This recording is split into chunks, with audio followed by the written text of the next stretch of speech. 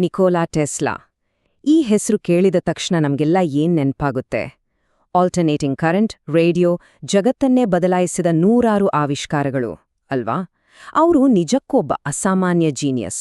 ಆದ್ರೆ ಅವರ ಈ ಎಲ್ಲಾ ಸಾಧನೆಗಳಾಚೆಗೆ ಅವರ ಬದುಕನ್ನೇ ಆವರಿಸಿಕೊಂಡಿದ್ದ ಒಂದು ದೊಡ್ಡ ರಹಸ್ಯವಿತ್ತು. ಅದು ಕೇವಲ 3 ಸಂಖ್ಯೆಗಳು: 3, 6 ಮತ್ತು 9. ಯಾಕೀ ಸಂಖ್ಯೆಗಳು? ಅವರ ಈ ಗೀಳು ಅವರ ಸೈನ್ಸ್ ಸಂಶೋಧನೆಗಳಷ್ಟೇ ಅಥವಾ ಅದಕ್ಕಿಂತಲೂ ಹೆಚ್ಚು ನಿಗೂಢವಾಗಿತ್ತು? ಟೆಸ್ಲಾ ಅವರೇ ಒಂದು ಮಾತು ಹೇಳ್ತಾರೆ: ನಿಮಗೆ 3, 6 ಮತ್ತು 9ರ ವೈಭವ ಏನು ಅಂತ ಗೊತ್ತಾದ್ರೆ ಇಡೀ ಬ್ರಹ್ಮಾಂಡದ ಕೀಲಿಕೈ ನಿಮ್ ಕೈಗೆ ಸಿಕ್ಕ ಹಾಗೆಯೇ ಅಂತ. ಅಬ್ಬಾ, ಯೋಚನೆ ಮಾಡಿ, ಇದು ಸುಮ್ನೆ ಹೇಳಿದ ಮಾತಲ್ಲ, ಇದು ಅವರ ಜೀವನದ ತತ್ವವೇ ಆಗಿತ್ತು. ಹಾಗಿದ್ರೆ ಏನಿದೆ ಈ 3 ಸಂಖ್ಯೆಗಳಲ್ಲಿ ಅಂಥದ್ದು? ಈ ಸಾಮಾನ್ಯ ಅಂಕಿಗಳಲ್ಲಿ ಅಂಥ ಅದ್ಭುತ ಶಕ್ತಿ ಅಡಗಿದ್ಯಾ? ಅವರ ಈ ಗೀಳು ಎಂಥ ಮಟ್ಟಿಗಿತ್ತು ಅಂದ್ರೆ ಕೇಳಿದ್ರೆ ಆಶ್ಚರ್ಯ ಆಗುತ್ತೆ. ಅವರು ಯಾವ್ದಾದ್ರೂ ಬಿಲ್ಡಿಂಗ್ ಒಳಗೆ ಹೋಗೋ ಮುಂಚೆ ಅದನ್ನ 3 ಸಾರಿ ಪೂರ್ತಿಯಾಗಿ ಸುತ್ತುಬಡ್ತಿದ್ರಂತೆ. ಊಟ ಮಾಡಿದ್ಮೇಲೆ ಪ್ಲೇಟ್ ಒರ್ಸೋಕ್ಕೆ ಕರೆಕ್ಟಾಗಿ 6 ನ್ಯಾಪ್ಕಿನ್ಗಳನ್ನೇ ಬಳಸ್ತಿದ್ರು. ಅಷ್ಟೇ ಅಲ್ಲ, ಹೋಟೆಲ್ನಲ್ಲಿ ಉಳಿದುಕೊಂಡ್ರೆ ಆ ರೂಮ್ ನಂಬರ್ 3ರಿಂದ ಭಾಗ ಆಗಲೇಬೇಕು. ಆಗಿಲ್ಲಂದ್ರೆ ಆ ರೂಮಲ್ಲೇ ಇರ್ತಿರ್ಲಿಲ್ಲ. ಇದು ನೋಡೋಕೆ ವಿಚಿತ್ರ ಅಂತ ಅನ್ನಿಸ್ಬಹುದು, ಆದ್ರೆ ಇದು ಕೇವಲ ಒಂದು ಅಭ್ಯಾಸ ಆಗಿರ್ಲಿಲ್ಲ. ಇದರ ಹಿಂದೆ ಒಂದು ತುಂಬಾನೇ ಆಳವಾದ ನಂಬಿಕೆ ಇತ್ತು. ಸರಿ, ಹಾಗಾರೆ ಬನ್ನಿ, ನಾವೀಗ ಟೆಸ್ಲಾ ಅವರ ಮನಸ್ಸಿನೊಳಗೆ ಒಂದು ಸಣ್ಣ ಇಣುಕು ನೋಟ ಹಾಕೋಣ. ಈ ಸಂಖ್ಯೆಗಳ ಹಿಂದಿರೋ ರಹಸ್ಯವನ್ನ ಭೇದಿಸೋಕೆ ಪ್ರಯತ್ನಿಸೋಣ. ಈ ಸಿದ್ಧಾಂತದ ಗಣಿತವನ್ನ ಅರ್ಥ ಮಾಡ್ಕೊಳ್ಳೋಕೆ ನಾವು ಮೊದಲು ಪ್ರಕೃತಿಯಲ್ಲಿ ಅವರು ಕಂಡುಕೊಂಡ ಒಂದು ಅದ್ಭುತ ಪ್ಯಾಟರ್ನಿಂದ ನಮ್ಮ ಈ ಪಯಣವನ್ನ ಶುರು ಮಾಡಬೇಕು. ಟೆಸ್ಲಾ ಏನ್ ನಂಬಿದ್ರು ಅಂದ್ರೆ, ಈ ಇಡೀ ವಿಶ್ವ ಇದೆಯಲ್ಲ, ಇದು ಗಣಿತದ ನಿಯಮಗಳಿಂದನೇ ಕಟ್ಟಲ್ಪಟ್ಟಿದೆ ಅಂತ. ಅಂದ್ರೆ ಸಮುದ್ರದ ದಡದಲ್ಲಿ ಸಿಗುವೊಂದು ಪುಟ್ಟ ಚಿಪ್ಪಿನ ಸುರುಳಿಯಿಂದ ಹಿಡಿದು ಆಕಾಶದಲ್ಲಿರೋ ಬೃಹತ್ ಗ್ಯಾಲಕ್ಸಿಗಳ ಆಕಾರದವರೆಗೆ ಪ್ರತಿಯೊಂದು ಒಂದು ಗಣಿತದ ಪ್ಯಾಟರ್ನ್ ಅನ್ನ ಫಾಲೋ ಮಾಡತ್ತೆ. ಅವರು ಇದನ್ನ ಪ್ರೀತಿಯಿಂದ ದೇವರ ಬ್ಲೂ ಪ್ರಿಂಟ್ ಅಂತಾನೆ ಕರಿತಿದ್ರು. ಈ ದೇವರ ಬ್ಲೂ ಪ್ರಿಂಟ್ ಅನ್ನ ಅರ್ಥ ಮಾಡ್ಕೊಳಕ್ಕೆ ನಮ್ಗೊಂದು ಟೂಲ್ ಬೇಕು. ಅದೇ ಡಿಜಿಟಲ್ ರೂಟ್. ಕನ್ನಡದಲ್ಲಿ ಸಂಖ್ಯೆಯ ಮೂಲಾಂಕ ಅಂತಾರೆ. ಇದು ತುಂಬಾನೇ ಸಿಂಪಲ್.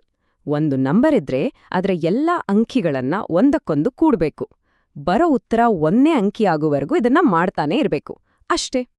ಬನ್ನಿ, ಒಂದು ಉದಾಹರಣೆ ನೋಡಿದ್ರೆ ಪಕ್ಕಾ ಕ್ಲಿಯರ್ ಆಗುತ್ತೆ. ಈಗ 32 ಅಂತ ಒಂದು ನಂಬರ್ ತಗೊಳ್ಳೋಣ. ಇದರಲ್ಲಿರೋ ಅಂಕಿಗಳು ಯಾವು? 3 ಮತ್ತು 2. ಇವೆರಡನ್ನೂ ಕೂಡಿದ್ರೆ ಅಂದ್ರೆ 3 + 2 ಉತ್ತರ 5. ಸೊ 32ರ ಡಿಜಿಟಲ್ ರೂಟ್ 5. ತುಂಬಾ ಸುಲಭ ಅಲ್ವಾ?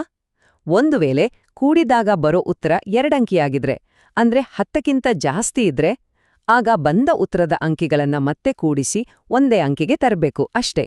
ಓಕೆ, ಈಗ ನೋಡಿ, ಅಸಲಿ ಮ್ಯಾಜಿಕ್ ಶುರುವಾಗೋದೇ ಇಲ್ಲಿಂದ. ನಾವು 1ರಿಂದ ಶುರು ಮಾಡಿ ಸಂಖ್ಯೆಗಳನ್ನ ಡಬಲ್ ಮಾಡ್ತಾ ಹೋಗೋಣ.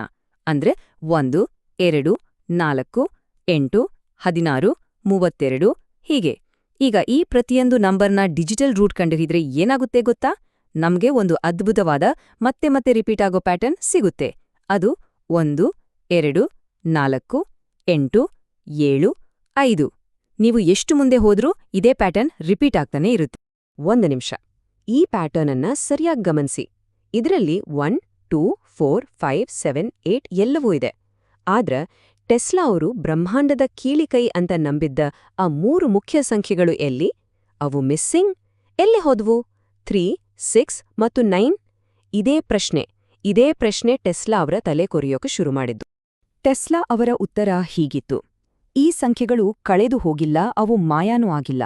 ಬದಲಿಗೆ ಅವು ನಮ್ಮ ಈ ಪ್ರಪಂಚಕ್ಕಿಂತ ಬೇರೆಯೇ ಆದ ಒಂದು ಹೈಯರ್ ಡೈಮೆನ್ಷನ್ ಅಥವಾ ಉನ್ನತ ಆಯಾಮದಲ್ಲಿವೆ ಅಂತ ಅವರ ಪ್ರಕಾರ. ಎಲ್ಲಾ ಸಂಖ್ಯೆಗಳು ಒಂದೇ ಸಮ ಅಲ್ಲ, ಅವುಗಳ ನಡುವೆ ಒಂದು ದೈವಿಕವಾದ ಹೈರಾರ್ಕಿ ಅಂದ್ರೆ ಒಂದು ಶ್ರೇಣಿ ಇದೆ ಅಂತ ಅವರು ಬಲವಾಗಿ ನಂಬಿದ್ರು.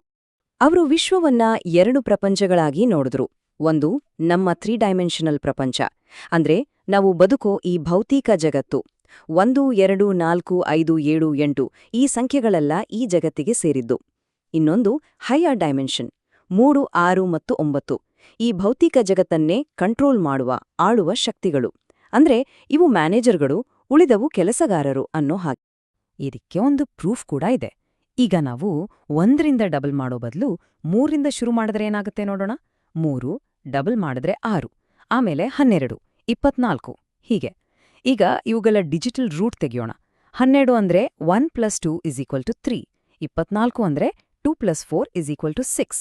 ನೀವು ಎಷ್ಟು ಮುಂದೆ ಹೋದ್ರೂ ಡಿಜಿಟಲ್ ರೂಟ್ ಬರೀ 3 ಮತ್ತು 6, 3 ಮತ್ತು 6 ಅಂತಾನೆ ಆಟಾಡ್ತಾ ಇರುತ್ತೆ. ಬೇರೆ ನಂಬರ್ ಬರೋದೇ ಇಲ್ಲ. ಇಲ್ಲೂ ಕೂಡ ಗಮನಿಸಿ, 9 ಎಲ್ಲೂ ಕಾಣಿಸ್ತಿಲ್ಲ. ಇದು ಟೆಸ್ಲಾ ಅವರ ಥಿಯರಿಯನ್ನ ಇನ್ನೂ ಸ್ಟ್ರಾಂಗ್ ಮಾಡ್ತು. 9 ಅನ್ನೋದು 3 ಮತ್ತು 6ಗಿಂತಲೂ ಒಂದು ಹಂತ ಮೇಲಿದೆ. ಅದು ಎಲ್ಲವನ್ನೂ ಕಂಟ್ರೋಲ್ ಮಾಡುವ, ಎಲ್ಲದಕ್ಕಿಂತ ಉನ್ನತವಾದ ಆಯಾಮದಲ್ಲಿದೆ. ಈ ಶ್ರೇಣಿಯ ಶಿಖರದಲ್ಲಿ ಅಂದ್ರೆ ಟಾಪ್ನಲ್ಲಿರೋದು ನಂಬರ್ 9. 9 ಯಾಕೆ ಅಷ್ಟು ಶ್ರೇಷ್ಠ? ಕೇಳಿ, ನೀವು ಯಾವುದೇ ನಂಬರ್ ತಗೊಳ್ಳಿ, ಅದನ್ನ 9ರಿಂದ ಗುಣಿಸಿ. ಬರೋ ಉತ್ತರದ ಡಿಜಿಟಲ್ ರೂಟ್ ಯಾವಾಗ್ಲೂ 9 ಆಗಿರುತ್ತೆ. ಒಂದು ಸರ್ಕಲ್ ಅಂದ್ರೆ 360 ಡಿಗ್ರಿ. 3 + 6 + 0 ಅಂದ್ರೆ 9. ಯಾವುದೇ ಆಕೃತಿ, ತ್ರಿಭುಜ, ಚೌಕ, ಯಾವುದರದ್ದೇ ಆಂತರಿಕ ಕೋನಗಳ ಮೊತ್ತದ ಡಿಜಿಟಲ್ ರೂಟ್ 9. ಅಷ್ಟೇ ಯಾಕೆ, ಸಮಯ ಕೂಡ 9ರ ಅಧೀನದಲ್ಲೇ ಇದೆ. ಒಂದು ದಿನಕ್ಕೆ 86,400 ಸೆಕೆಂಡ್ಗಳು. ಅದರ ಡಿಜಿಟಲ್ ರೂಟ್ 9. ಒಂದು ದಿನಕ್ಕೆ 1,440 ನಿಮಿಷಗಳು. ಅದರ ಡಿಜಿಟಲ್ ರೂಟ್ ಕೂಡ 9. ವಾವ್! ಇಲ್ಲಿ ಒಂದು ಆಶ್ಚರ್ಯಕರವಾದ ವಿಷಯ ಇದೆ. ಟೆಸ್ಲಾ ಅವರ ಈ ಗಣಿತದ ಹುಡುಕಾಟ ಇದೆಯಲ್ಲ, ಇದಕ್ಕೆ ಸಾವಿರಾರು ವರ್ಷಗಳ ಹಿಂದೆಯೇ ನಮ್ಮ ಸನಾತನ ಧರ್ಮದಲ್ಲಿ ಒಂದು ಸ್ಪಿರಿಚುವಲ್ ಕನೆಕ್ಷನ್ ಸಿಗುತ್ತೆ. ಹೌದು, ನಮ್ಮ ಸಂಸ್ಕೃತಿಯಲ್ಲೂ ಕೂಡ 9 ಅನ್ನೋದು ಒಂದು ಅತ್ಯಂತ ಪವಿತ್ರ, ತುಂಬಾನೇ ಶಕ್ತಿಶಾಲಿ ಸಂಖ್ಯೆ. ಸನಾತನ ಧರ್ಮದಲ್ಲಿ 9 ಒಂದೇ ಸಮಯದಲ್ಲಿ ಇನ್ಫಿನಿಟಿ ಅಂದ್ರೆ ಅನಂತ ಮತ್ತು 0 ಅಂದ್ರೆ ಶೂನ್ಯ ಎರಡನ್ನೂ ಪ್ರತಿನಿಧಿಸುತ್ತೆ. ಇದು ಎಷ್ಟು ಅದ್ಭುತವಾದ ಕಾನ್ಸೆಪ್ಟ್ ಅಲ್ವಾ? ಗಣಿತದಲ್ಲಿ ನೋಡಿ, 0 ಜೊತೆ ಏನನ್ನ ಗುಣಿಸಿದ್ರೂ ಅದು 0 ಆಗುತ್ತೆ. ಆದ್ರೆ 9 ಜೊತೆ ಗುಣಿಸಿದ್ರೆ ಅದರ ಡಿಜಿಟಲ್ ರೂಟ್ 9 ಆಗೇ ಉಳಿಯುತ್ತೆ. ಒಂದು ಎಲ್ಲವನ್ನೂ ತನ್ನೊಳಗೆ ಸೇರ್ಸ್ಕೊಂಡ್ರೆ ಇನ್ನೊಂದು ಎಲ್ಲವನ್ನೂ ತನ್ನಲ್ಲೇ ಉಳಿಸ್ಕೊಳ್ಳುತ್ತೆ. ಇದು ಸೃಷ್ಟಿ ಮತ್ತು ಲಯದ ಸಂಕೇತ. ನಮ್ಮ ಹಿಂದೂ ಧರ್ಮದ ಪ್ರತಿಯೊಂದು ಭಾಗದಲ್ಲೂ ನಾವು 9ರ ಪ್ರಭಾವವನ್ನ ನೋಡ್ಬೋದು. ಪವಿತ್ರ ಮಂತ್ರಗಳ ಫ್ರೀಕ್ವೆನ್ಸಿಗಳಿಂದ ಹಿಡಿದು ನಮ್ಮ ಗ್ರಂಥಗಳು, ಬ್ರಹ್ಮಾಂಡದ ಕಾಲಚಕ್ರ, ಅಷ್ಟೇ ಅಲ್ಲ, ನಾವು ಮಾಡುವ ಪೂಜೆ ಪುನಸ್ಕಾರಗಳವರೆಗೂ ಎಲ್ಲ ಕಡೆಯಲ್ಲೂ 9ರ ಪ್ರಾಮುಖ್ಯತೆ ಎದ್ದು ಕಾಣುತ್ತೆ.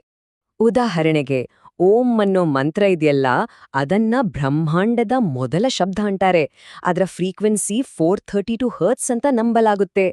ಈಗ ನೋಡಿ, 4 + 3 + 2 ಉತ್ತರ 9. ಇನ್ನೊಂದು ಉದಾಹರಣೆ, ನಾವು ಮಂತ್ರಗಳನ್ನ 108 ಸಾರಿ ಜಪಿಸ್ತೀವಿ ಅಲ್ವಾ? ಯಾಕೆ? 108 ಅನ್ನೋದು ತುಂಬಾನೇ ಪವಿತ್ರವಾದ ಸಂಖ್ಯೆ. ಅದರ ಡಿಜಿಟಲ್ ರೂಟ್ ಏನು? 1 + 0 + 8. ಮತ್ತೊಮ್ಮೆ ಉತ್ತರ 9.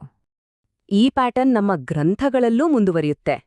ಭಗವದ್ಗೀತೆಯಲ್ಲಿರೋದು 18 ಅಧ್ಯಾಯ, ಮಹಾಭಾರತ ಯುದ್ಧ ನಡೆದಿದ್ದು 18 ದಿನ, ಪ್ರಮುಖ ಪುರಾಣಗಳ ಸಂಖ್ಯೆ 18, 1 + 8 9, 27 ನಕ್ಷತ್ರಗಳು 2 + 7 9, ಕೃತ, ತ್ರೇತ, ದ್ವಾಪರ, ಕಲಿ, ಈ 4 ಯುಗಗಳ ಒಟ್ಟು ವರ್ಷಗಳ ಡಿಜಿಟಲ್ ರೂಟ್ ಕೂಡ 9. ಇಷ್ಟೆಲ್ಲ ನೋಡಿದ್ಮೇಲೆ ಇದನ್ನ ಕೇವಲ ಒಂದು ಕೋಇನ್ಸಿಡೆನ್ಸ್ ಅಂತ ಹೇಳೋಕ್ಕಾಗುತ್ತೆ? ಸರಿ, ಈ ಗಣಿತದ ರಹಸ್ಯ ಮತ್ತು ನಮ್ಮ ಆಧ್ಯಾತ್ಮಿಕ ನಂಬಿಕೆ, ಈ ಎರಡೂ ಎಳೆಗಳನ್ನ ಒಟ್ಟಿಗೆ ಸೇರಿಸಿ ನಾವು ಮತ್ತೆ ಟೆಸ್ಲಾ ಅವರ ಕೊನೆ ಹುಡುಕಾಟದ ಕಡೆಗೆ ಬರೋಣ. ನಿಜಕ್ಕೂ ಅವರಿಗೆ ಬ್ರಹ್ಮಾಂಡದ ಆ ಕೀಲಿಕೆ ಸಿಕ್ಕಿತ್ತಾ? ಟೆಸ್ಲಾ ಅವರೇ ಹೇಳಿದ ಹಾಗೆ, ನನ್ನ ಮೆದುಳು ಕೇವಲ ಒಂದು ರಿಸೀವರ್ ಇದ್ದ ಹಾಗೆ. ಈ ಬ್ರಹ್ಮಾಂಡದಲ್ಲಿ ಎಲ್ಲೋ ಒಂದು ಮೂಲ ಕೇಂದ್ರ ಇದೆ, ಅಲ್ಲಿಂದಾನೇ ನಮಗೆ ಜ್ಞಾನ, ಶಕ್ತಿ, ಸ್ಫೂರ್ತಿಯೆಲ್ಲ ಸಿಗೋದು ಅಂತ. ಹಾಗಾದ್ರೆ 3, 6 ಮತ್ತು 9 ಅನ್ನೋ ಸಂಖ್ಯೆಗಳು ಆ ಮೂಲ ಕೇಂದ್ರಕ್ಕೆ ಟ್ಯೂನ್ ಆಗೋಕೆ ಬೇಕಾದ ಫ್ರೀಕ್ವೆನ್ಸಿಗಳಾಗಿದ್ವಾ? ಯೋಚನೆ ಮಾಡ್ಬೇಕಾದ ವಿಷಯ. ಹಾಗಿದ್ರೆ ಟೆಸ್ಲಾ ಮಾಡ್ತಿದ್ದಿದ್ದು ಬರೀ ಮ್ಯಾಥಮ್ಯಾಟಿಕ್ಸ್ ಆಗಿತ್ತಾ? ಅಥವಾ ಅದು ಲಾ ಆಫ್ ಅಟ್ರಾಕ್ಷನ್ನ ಒಂದು ಭಾಗವಾಗಿತ್ತಾ? ಇದೊಂದು ಮ್ಯಾನಿಫೆಸ್ಟೇಷನ್ ಟೆಕ್ನೀಕ್ ಆಗಿತ್ತಾ? ಹೌದು, ಟೆಸ್ಲಾ ಆಕರ್ಷಣೆಯ ನಿಯಮವನ್ನ ನಂಬಿದ್ರು.